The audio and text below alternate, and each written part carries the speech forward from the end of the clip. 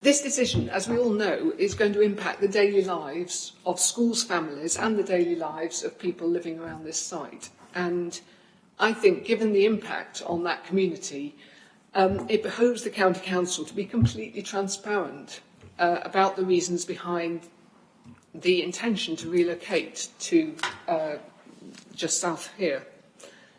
We also all know that levels of trust in politicians are at record lows at the moment.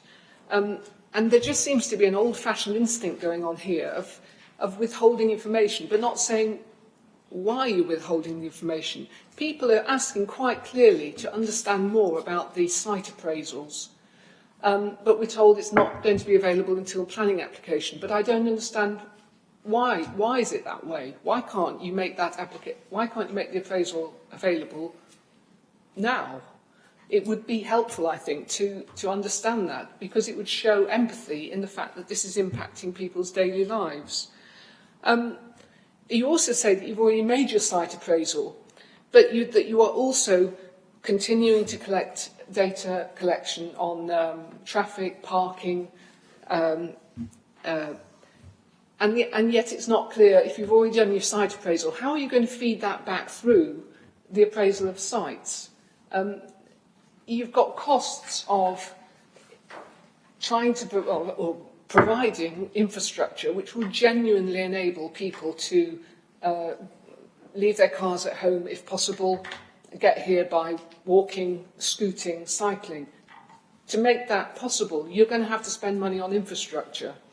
But I don't know whether you've put that back through the site appraisals.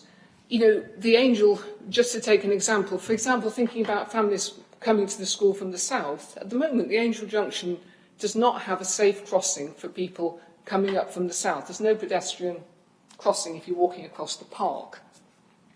That needs to be in place before the school is built, and yet the redesign of the Angel Junction, as I understand it, is quite some years away. I think people would really like to understand, has there been a serious discussion with the Department of Education about extending the Holmesdale and the two feeder schools, the infant schools, making them into primary schools, because that creates your two 20-minute neighbourhoods, north and south of Cockshott Hill, which is an ambition of Surrey County Council from a transport point of view. Again, there's a lack of transparency about whether that discussion has actually been had with the Department of Education. The fund was opened in 2014, and things have changed on substantially in 8 years since then. And again, it would really help to be transparent about that discussion with the Department of Education.